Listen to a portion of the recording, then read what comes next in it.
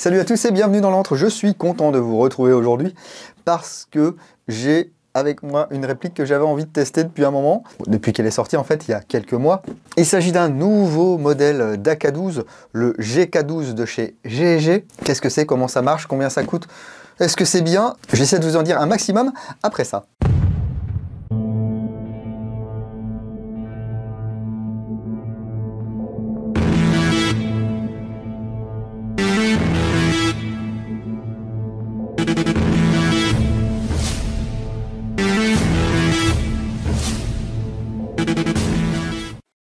Et avant de rentrer dans le vif du sujet, j'aimerais remercier toute l'équipe de Colombi Sport qui a envoyé cette réplique dans l'antre afin que je puisse la découvrir, la déballer, la tester et puis vous la présenter bien sûr. Je mets le lien vers Colombi dans la description de la vidéo, mais attention, si vous êtes un particulier, n'essayez pas d'aller commander chez Colombi Sport, car Colombi Sport est un distributeur, c'est un grossiste, donc leur job, eh bien, c'est d'importer des choses, de faciliter un petit peu la vie des boutiques, et du coup, si vous êtes un professionnel, vous pouvez commander chez Colombi Sport. Ils ont beaucoup de références, dont les références de chez GG. Donc, merci encore à toute l'équipe, et puis d'une part pour éviter les pubs qui coupent les vidéos, et d'autre part pour pallier aux monétisation limitée de YouTube. J'aimerais remercier également NaturaBuy qui est partenaire de cette vidéo. NaturaBuy, c'est le site de l'outdoor, le marketplace de choix pour tous les tireurs sportifs, les chasseurs, et puis de plus en plus les airsofters, parce qu'on peut acheter et vendre de l'occasion. Alors certes, il y a une petite participation financière, hein, ils prennent une commission pour faire tourner le site, et puis bien entendu rémunérer leurs collaborateurs, mais en échange, vous avez quand même le service NaturaBuy, c'est-à-dire le paiement plusieurs fois, la possibilité de mettre des enchères, il y a des promotions, et puis vous pouvez bénéficier de la garantie 30 jours heureux et remboursé. Si vous achetez quelque chose qui ne vous plaît pas ou alors ça se passe pas très bien, et bien NaturaBuy s'occupe de tout, côté acheteur comme côté vendeur. Voilà, revenons à notre GK12, la nouvelle machine. Bon, on va se dire, Guigui, ils arrivent après la guerre. NPO, AEG, ils ont déjà sorti un AK12, Arcturus, ils ont sorti un AK12, voire même 2, voire même 3. LCT, ils en ont sorti aussi quelques-uns, AK12, AK15, avec ou sans blowback. Il y a eu le prototype également AK12 200, il y a eu l'AK12 EL, mais ça a mis un peu de temps à sortir parce que GG a mis les petits plats dans les grands et a mis un petit peu toute la technologie qu'ils avaient dans cette réplique. On va voir ça ensemble. C'est un petit peu pour le meilleur et pour le pire. Mais avant tout, parlons des choses qui fâchent, et c'est au niveau du tarif. Comptez environ 600 € pour ce GK12. Alors vous me direz en fin de vidéo si pour vous ça les vaut ou pas. S'il n'y avait pas eu la K12 PE de chez Arcturus qui est sorti il n'y a pas très longtemps, ça aurait été the must have. Il y a quand même 160 € de différence entre les deux répliques. L'Arcturus est à peu près à 440, ce que les gens trouvaient déjà cher. Celle-ci est à 600. Bon, même si on verra qu'il y a peut-être un petit peu plus de fonctions. Mais il y a aussi un petit peu moins de fonctions. Allez, on attaque donc cette jolie boîte avec le drapeau qu'il ne faut plus montrer, mais je le montre quand même parce qu'ici on ne fait pas de politique. On a un joli visuel de la réplique et moi ce qui m'attire l'œil déjà c'est le chargeur avec les fausses ogives ici que vous ne pouvez pas voir mais que je vais vous montrer dans quelques instants. On ouvre et bah c'est très beau. Alors justement on parlait de Colombi Sport, hein. Ils ajoutent ici un petit papier avec toutes les règles de sécurité, toutes les choses qui sont obligatoires dans la législation française. Le manuel d'utilisation en plusieurs langues, avec en plus l'éclaté. Lisez bien ce manuel parce que cette GK12 est équipée d'un ETU programmable. Il y a quelques petites particularités aussi au niveau de la réplique. Tout est expliqué ou presque dans la notice. Ensuite, ici, dans la boîte, on retrouve un petit outil qui va servir à régler le cran du guidon. Donc ça c'est très chouette. Le fameux chargeur dont je vous parlais, qui est un chargeur en polymère, chargeur mid-cap, donc 120 billes. Si vous voulez des chargeurs supplémentaires, comptez environ 40 €. Voilà, c'est pas donné. Mais bon, ils sont très jolis. Pour moi, ce sont les plus jolis chargeurs d'AK12 sortis jusqu'à présent.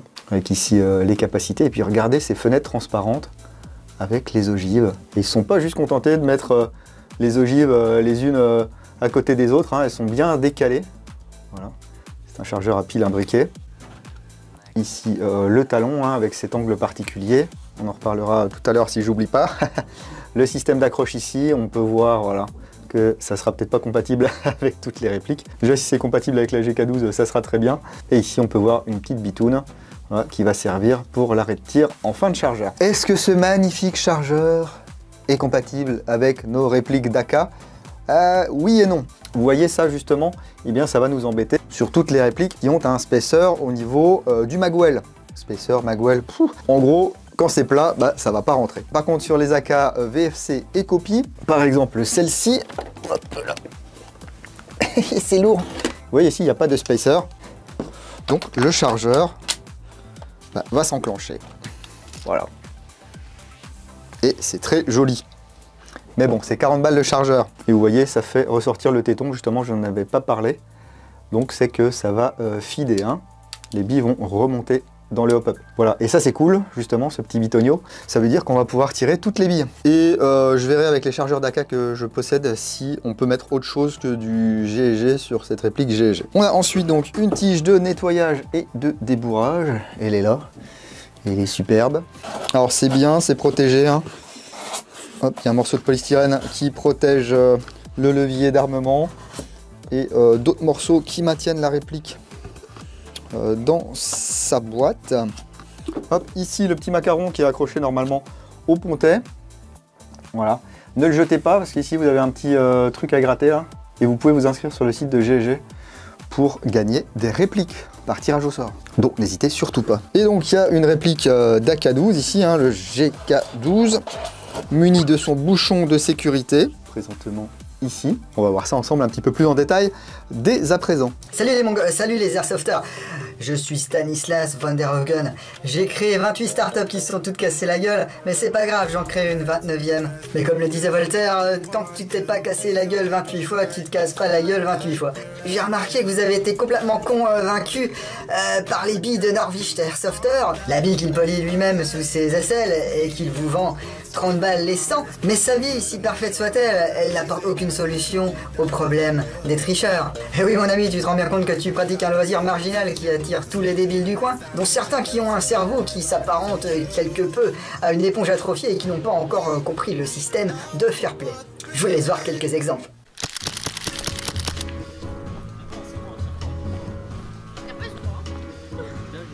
Les bleus, on avance!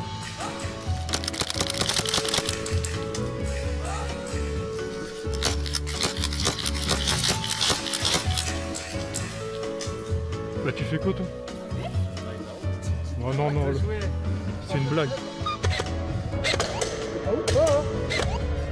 T'as vu, je te tiens déjà dessus. Je suis retapé.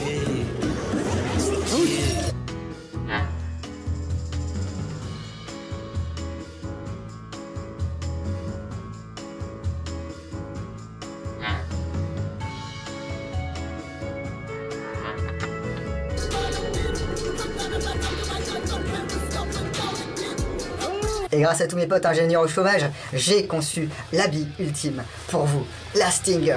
La Stinger n'est pas qu'une bille, non, c'est un concept. Ma bille est 100% biodégradable, ma bille est 100% destructible, ma bille est surtout 100% pointue. Grâce à des matériaux utilisés par la NASA pour construire des navettes spatiales, elle s'adapte à toutes vos armes là, ou vos, je sais pas comment vous dites là, vos lanceurs, vos répliques là, enfin bref. Vos jouets, grâce à ses stries, sa trajectoire de vol est parfaite, la pointe reste toujours vers l'avant et désormais aucun joueur ne pourra affirmer en vous regardant dans les yeux qu'il n'a pas pris votre bille. Sa conception en carbure de balsa permet de les conserver 4 jours au frigo et après une phase de test qui s'est avérée très prometteuse chez nos bêta-testeurs, je peux désormais vous assurer que la Stinger est un magnifique produit. Vous savez que vous en avez besoin, je sais que vous en avez besoin, la Stinger c'est la meilleure solution pour faire du airsoft. Pour vous, prix de lancement, 30 € les 30 billes. Et si t'en achètes 2 paquets, tu payes que 60 €. Elle est pas belle la vie? Alors n'hésite pas, fonce dans ta boutique préférée et achète les Stinger. Attention, la Stinger est composée d'un matériau toxique, ne pas avaler, ne pas toucher sans gants, ne pas inhaler les vapeurs, ne pas inhaler les poussières. Norme CE en attente, la Stinger est biodégradable en 43 minutes. Notre société ne saurait être tenue responsable en cas de mort, de blessure, d'empoisonnement et de plainte. Donc le voici, c'est AK12 de chez GG. Ça va, je m'attendais à plus lourd, c'est pas du LCT. Ici la réplique pèse 3180 grammes pour une longueur comprise entre 710 et 980 mm. Alors 710 pourquoi? Parce que ici on va pouvoir bien sûr rabattre la crosse comme ceci le long du corps, voilà. Et on va également pouvoir faire coulisser la crosse sur le tube. Il y a même voilà, des repères. Donc c'est chouette. La réplique est composée d'acier, d'alliage ainsi que de polymère. Le corps est en acier, la fausse culasse également. le capot supérieur. Le rail, lui, est en alliage. La hausse est en acier. Le bloc guidon est en alliage. Le compensateur est en alliage. Le canon est en alliage. Le tube d'emprunt des gaz est en acier. Le pontet est en acier. Le bouton de rétention de la crosse est en acier. Ça, c'est cool. La queue de détente est en alliage. Le tube de crosse également. C'est pour ça aussi qu'on n'a pas une réplique qui pèse 4 kg. Et si je lui mets son chargeur, si j'arrive à lui mettre son chargeur, voilà. Bon bah cette fois-ci j'arrive du premier coup, j'ai eu des petits soucis avec ce chargeur. Eh bien on a quand même un ensemble qui est très sympa, surtout avec, voilà, je le répète, ce magnifique chargeur. Je vais pas m'en remettre. Et je vous parlais de son profil ici, eh bien en fait il est plat pour qu'on puisse justement prendre appui comme ceci. Et ça permet d'avoir une ligne de tir horizontale, plus ou moins, et stable. Donc on retrouve la crosse en polymère de la K12. Enfin, la K12 ancienne version, hein. Les nouvelles versions maintenant ont une crosse d'un bloc, réglable également, enfin mais c'est pas pareil. Donc on peut faire coulisser ici, avec une attache QD ici de chaque côté, une plaque de couche en caoutchouc qu'on va pouvoir régler en hauteur, grâce ici, enfin, il y a une marque qui l'a fait, à ce petit téton. Donc le petit téton, ça on a sur à peu près toutes les marques, mais là, hop, ce qu'ils ont rajouté, GSG, ce sont les différentes positions. Et donc ici, si je veux, voilà, je vais pouvoir mettre ma plaque de couche comme ceci. Si je suis plus confortable au niveau de ma visée, c'est parfait. Si vous préférez la position d'origine, il n'y a pas de souci, mais on est légèrement plus haut, voilà. Donc le tube de crosse en alliage, maintenu ici par ce loquet, donc pour déplier, hop là, comme ceci. Ici, ça vient se bloquer. Et puis on va venir appuyer ici. Ils ont rajouté un petit truc là, presse. Et alors un truc sympa, regardez, qu'on voit déjà, ici là, eh bien c'est le fait qu'on pourra changer le ressort sans démonter la réplique. C'est bien. Bon, il n'y a pas de jeu hein, sur ce tube de crosse, ça c'est cool. Je remarque les marquages, c'est vrai que d'habitude je commence par les marquages, là je ne l'ai pas fait. J'ai directement sauté sur la crosse parce que eh bien j'ai vu ce Made in Taiwan là me sauter aux yeux. Voilà, bah il est là, Made in Taiwan. Et ici donc le numéro de série et puis l'indice 6P70 de la K12, 5,45 par 39. Alors ça ne veut pas dire que vous êtes obligé d'utiliser des chargeurs comme ceci type 5,45.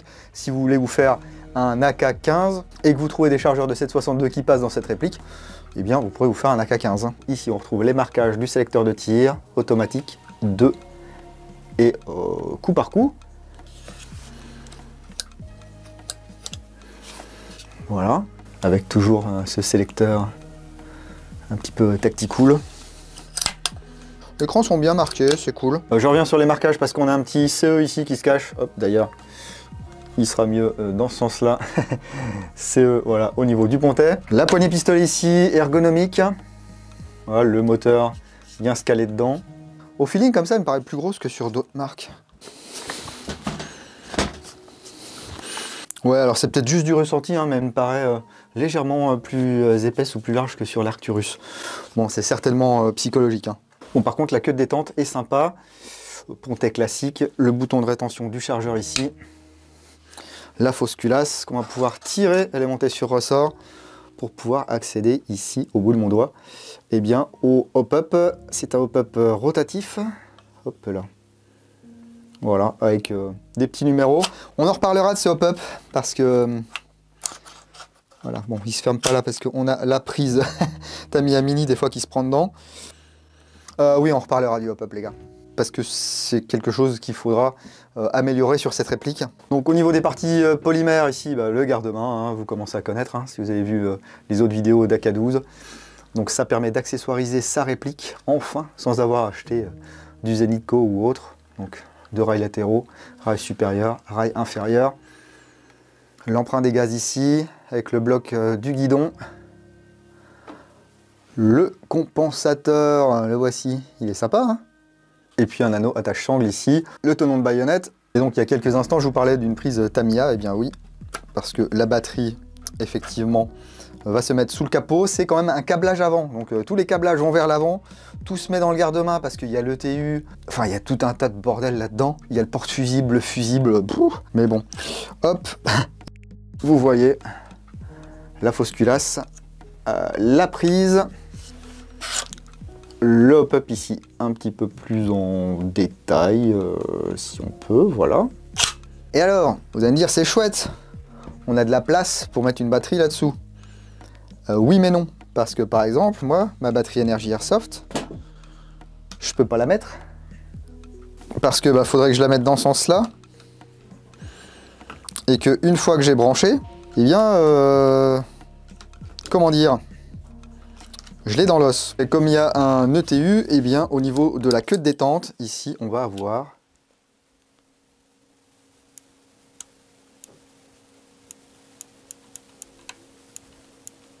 un micro switch. Voilà, je ne sais pas si vous avez entendu son petit clic. Bon, on va quand même tester avec cette batterie, parce que pour l'instant, j'en ai pas d'autres sous la main. GG nous dit que c'est prêt pour de la 11.1, donc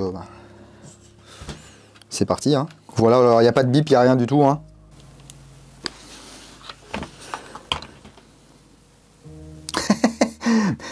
Ben oui, il n'y a pas de chargeur. Et d'autant plus, il n'y a pas de chargeur plein.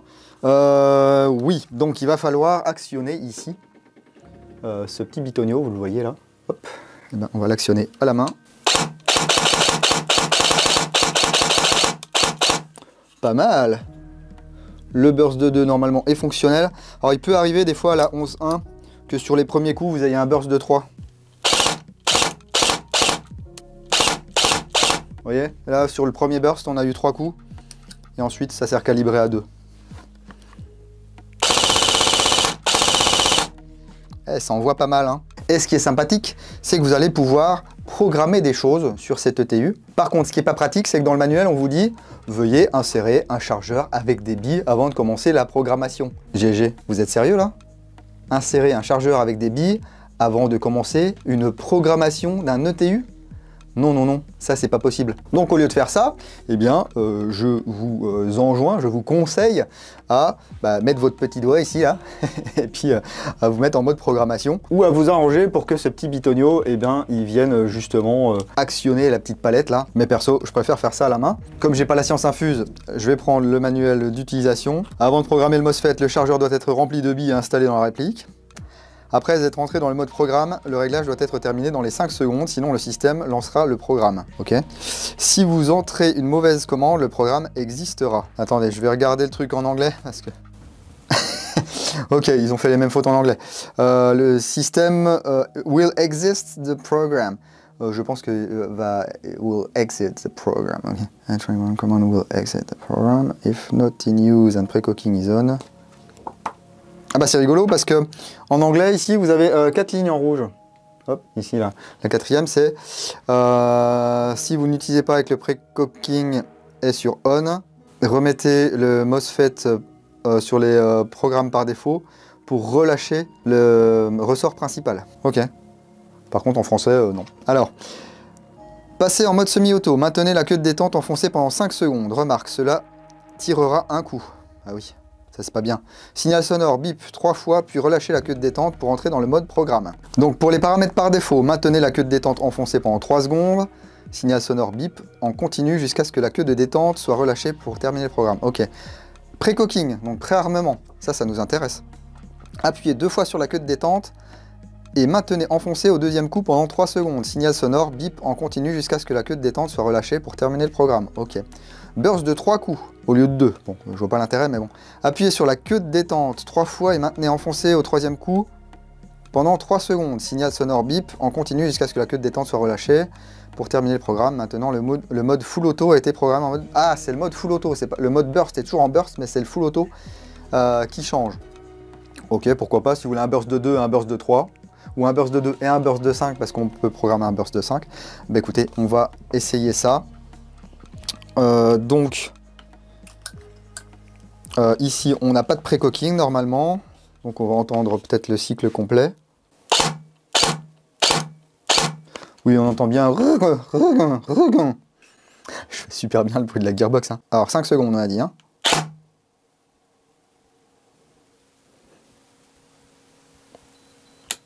Ok, 3 bips. 2. Un long bip, je relâche. Et maintenant, j'ai du pré-cooking. Le bip est quasiment inaudible. Donc si vous faites ça en zone neutre ou quoi que ce soit, machin, tendez l'oreille, quoi. Donc là, on a bien notre pré-cocking normalement qui est activé. Alors peut-être pas sur le premier coup, bien sûr.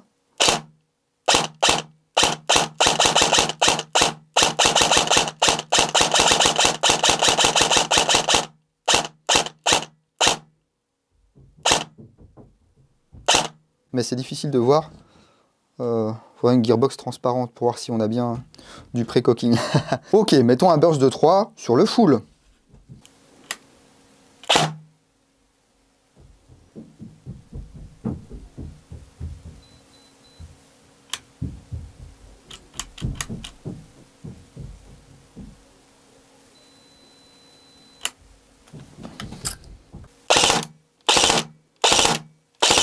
Ok, mettons un burst de 5 sur le full.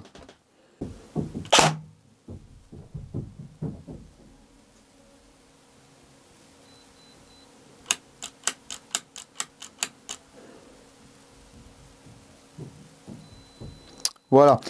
Vous voyez là, par exemple, j'ai le petit qui court en haut. Vous entendez peut-être aussi courir, je suis désolé, hein, y a de la vie dans l'antre. Et bien rien qu'avec ses pas sur le parquet, j'avais du mal à entendre le bip. Hein. Alors, burst de 5.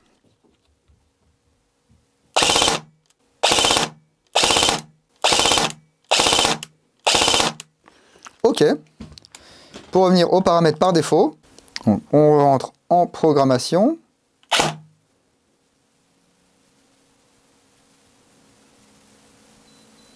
Voilà, et là, on laisse enfoncer jusqu'à ce que ça fasse un bip. Et là, normalement, je retrouve mon full auto. Voilà, et j'ai plus le pré-cocking. Voilà, ça reste quand même bien réactif. Hein.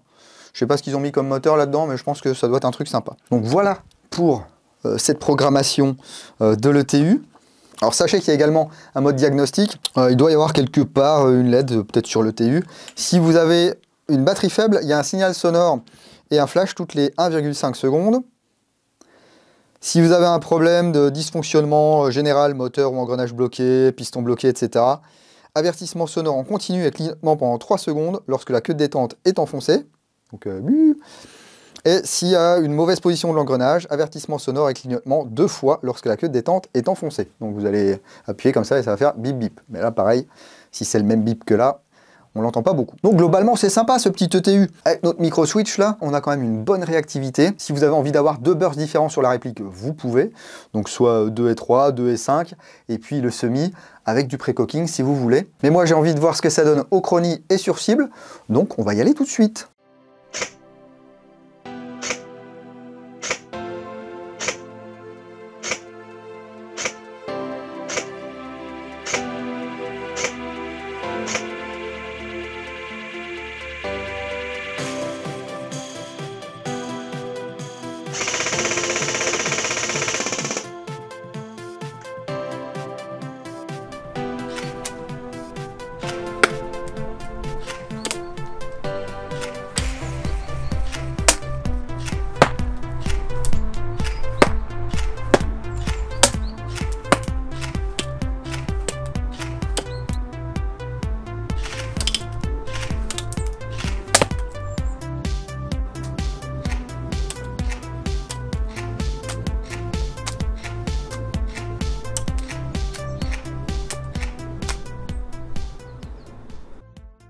Bon, une image vaut mieux que 1000 mots, mais j'aime bien parler. Ce que j'aime bien déjà, c'est qu'ici en sortie de boîte, on est aux alentours de 330 fps. Donc on va pouvoir aller jouer quasiment n'importe où en France avec cette réplique et pas être limité à du semi. Donc ça c'est très chouette, d'autant plus que les réglages de l'ETU ne permettent pas de bloquer la réplique en semi de manière électronique. Par contre, là où le bas blesse, c'est au niveau du hop-up. C'est un truc de malade. À 35 mètres, pas toucher la cible, 25 mètres... voilà. 45 mètres, j'ai même pas essayé parce que ça part n'importe où. Droite, gauche, haut, bas. Il y en a une de temps en temps qui file tout droit, mais moi je voulais pas rester comme ça. Donc j'ai démonté.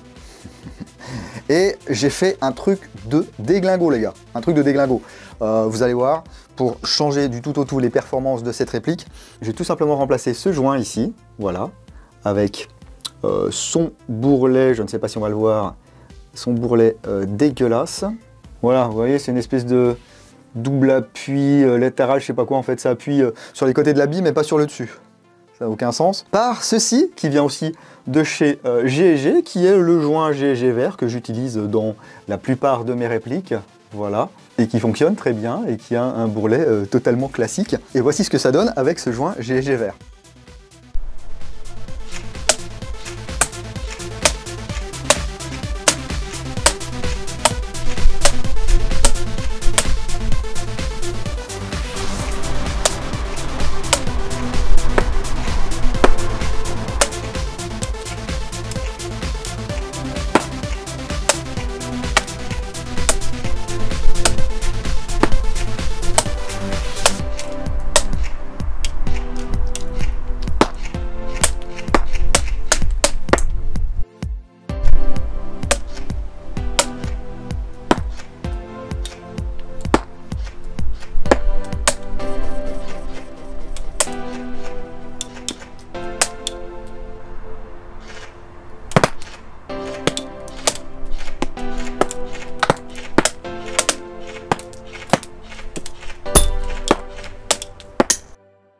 Vous voyez, ça change la réplique du tout au tout, mais c'est pas encore tout à fait ça. On a encore des inconsistances parce que c'est bien d'avoir un hop-up rotatif. Oh la vache, ça on va en parler aussi.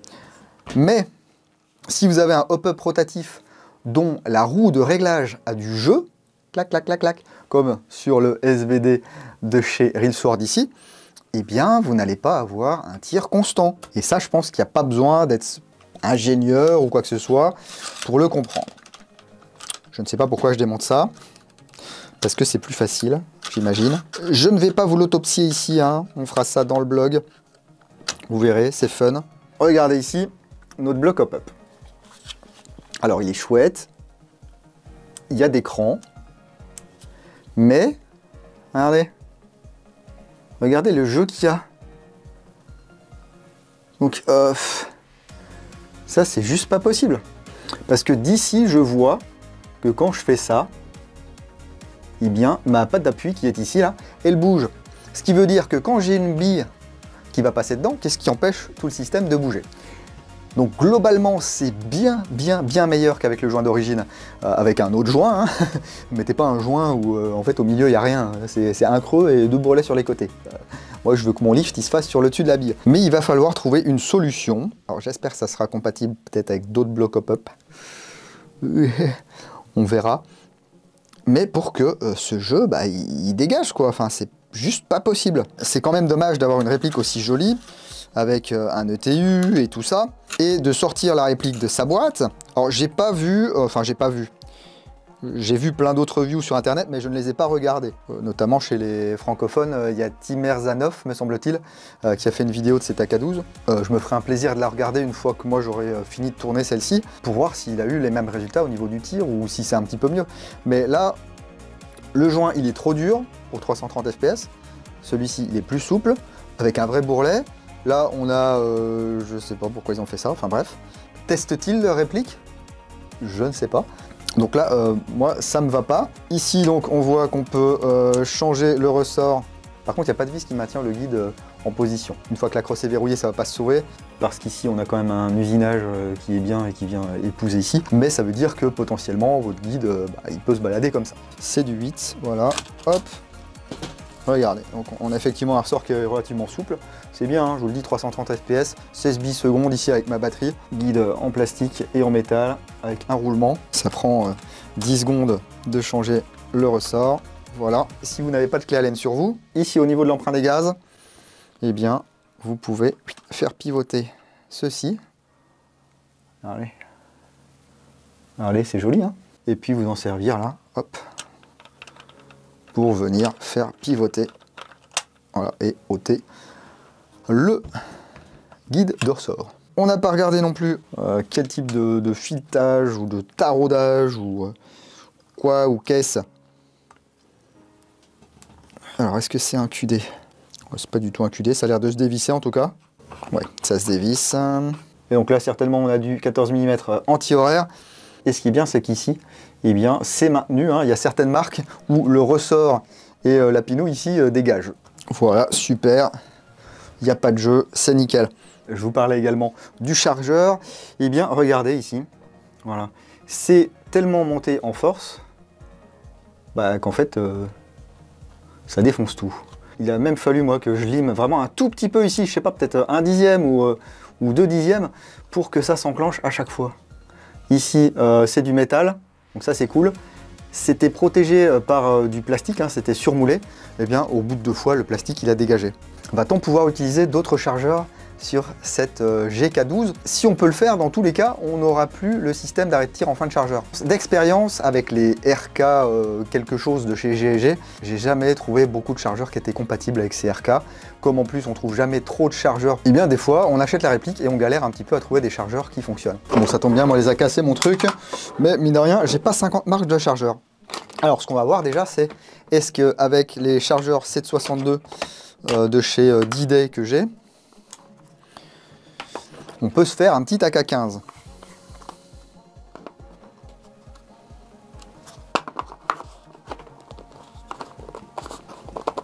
Non, ok. Est-ce qu'avec un chargeur LCT, ça peut passer? Alors, pas du tout. Est-ce qu'avec un chargeur LCT d'AK12, ça passe? Ah, pas du tout. Ok. Est-ce qu'avec un chargeur VFC, ça passe? Pas du tout. Est-ce qu'avec un chargeur Arcturus, donc D-Day d'AK12, ça passe? Ok, ça se monte. Et ça m'a sorti le téton, donc je pense que ça fide. Bonne nouvelle, est-ce qu'avec un chargeur mag, normalement ça passe avec tout ça, mais on sait jamais. Est-ce que ça le fait? Eh ben non, ça le fait pas. Ok, je réessaye là mon VFC, est-ce que je m'y suis mal pris? Non. Ça passe pas. LCT, toujours pas. Non. Bah, ça c'est un D-Day aussi, ça devrait passer. Si celui d'AK12 y passe. Non, c'est mystérieux. Hein. Imaginons que vous n'avez pas envie de mettre 40 balles dans un chargeur de chez GG. Eh bien, les chargeurs Arcturus ont l'air de passer. Je vais aller voir quand même si ça tire. Ok, déjà les billes sont dans le puits de chargeur. Alors, semi. Ouais, ça tire très bien. Burst. Magnifique. Full. Ok, ça tire. Donc en tout cas, c'est une bonne nouvelle pour moi, car si j'ai envie d'aller sur le terrain avec cet AK12 de chez GG, eh bien j'ai au moins mes chargeurs Arcturus d'AK12 qui fonctionnent. Si vous avez cet AK12 GG et que vous avez réussi à trouver d'autres chargeurs compatibles, n'hésitez pas à nous mettre ça dans les commentaires de la vidéo. Ça permet à tout le monde de savoir un petit peu à quoi s'en tenir. Surtout que moi, j'ai pas toutes les marques de chargeurs qui existent. Hein. La question qu'il faut se poser maintenant, c'est faut-il acheter cet AK12 de chez GG? La vraie question qu'il faut se poser, c'est faut-il acheter cet AK12 de chez GG à 600 € avec les chargeurs à 40 €? J'aurais du mal à vous dire non, car c'est une très chouette réplique, pas forcément aussi réaliste que d'autres marques, mais avec quand même quelques atouts au niveau de l'utilisation, du jeu, etc. Mais en sortie de boîte, avoir une réplique qui ne touche pas une cible à 25 mètres, eh bien autant vous dire que j'ai un petit peu de mal. Ça m'étonne très fortement de GG, je sais pas ce qui s'est passé. Ou alors, ça peut arriver, hein, je suis un petit peu chat noir. En général, dans les magasins, moi je prends toujours le truc du fond dans le rayon, vous savez. J'arrive chez moi, c'est quand même pété. Donc peut-être que j'ai eu un exemplaire qui fonctionnait pas très bien. C'est pour ça que je vous engage aussi à regarder d'autres reviews indépendantes. Je dis bien indépendante, hein, et pas des trucs sponsors par GG avec de l'argent et tout, parce que bah, ça, on ne sait jamais malheureusement. Il y a certainement des personnes qui se laissent, je dirais pas corrompre, parce que c'est pas de la corruption, mais à qui on dit, bah écoute, je te donne un petit chèque, et puis tu dis que c'est bien, tu fais pas trop de tests de tir, machin.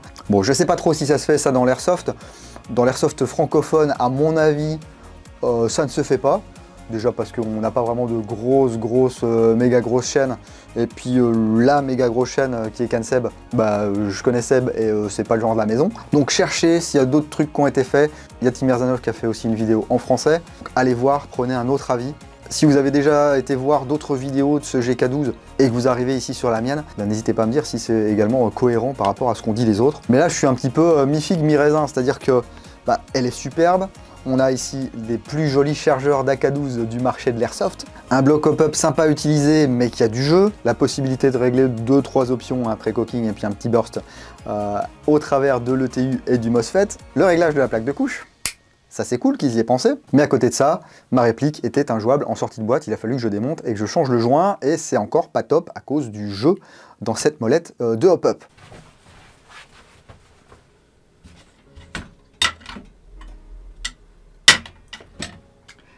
J'aimerais juste que ça tire droit en fait. Donc typiquement, voilà ce que j'ai à dire sur cette AK12 GEG. Mais ça n'est que mon avis. Donnez-moi le vôtre dans les commentaires de cette vidéo. Moi je remercie encore chaleureusement Colombie Airsoft qui m'a envoyé cette réplique afin que je puisse la découvrir, vous la présenter et puis la tester. Le lien vers Colombie est dans la description de la vidéo, ainsi que le lien vers Naturabuy qui a permis que cette longue vidéo ne soit pas entrecoupée par des pubs. Quoi qu'il en soit, si vous avez aimé cette vidéo, n'hésitez pas à mettre une grosse claque au pouce vers le haut ou un petit coup de pied au pouce vers le bas. Si vous voulez en louper le moins possible sur la chaîne, n'hésitez pas à vous abonner et à activer bien sûr les notifications. C'est gratos et pour une fois que j'essaie pas justement de vous gratter de la thune les gars, profitez-en. Si vous ne voulez absolument rien louper de ce qui se passe dans l'antre, vous pouvez me suivre sur Facebook, sur Instagram, sur Twitch et sur www.l'entredudingo.com. Vous pouvez également explorer la description de la vidéo et le premier commentaire de cette vidéo pour découvrir tous les liens affiliés, les partenaires qui vous proposent des codes de réduction, etc. Profitez-en, l'argent ne pousse pas sur les arbres. Et puis merci beaucoup à tous ceux qui utilisent ces liens, qui utilisent Utip, qui m'achètent du matos. Ça m'aide vraiment beaucoup et ça m'a permis d'ailleurs pour Noël de me faire un petit plaisir et puis de m'acheter ce petit Sony ZX1 qui me permet de faire le point instantanément. Voilà, hop, hop, hop, hop. Même quand je montre des petites pièces, voilà, ça fait le point automatiquement. Je ne suis pas obligé de mettre ma main comme ceci, là, et puis d'essayer de faire le point. Et ça, c'est un gain de temps, c'est un gain dans l'édition de la vidéo, et c'est en partie grâce à vous, les gars. Avant qu'on se quitte, je vous rappelle qu'il y a les nominations en ce moment pour les Popular Airsoft Players' Choice Award. J'ai eu l'immense honneur et privilège, grâce à vous, encore une fois, de gagner 2 fois en 3 ans l'award pour le meilleur blog toutes langues confondues.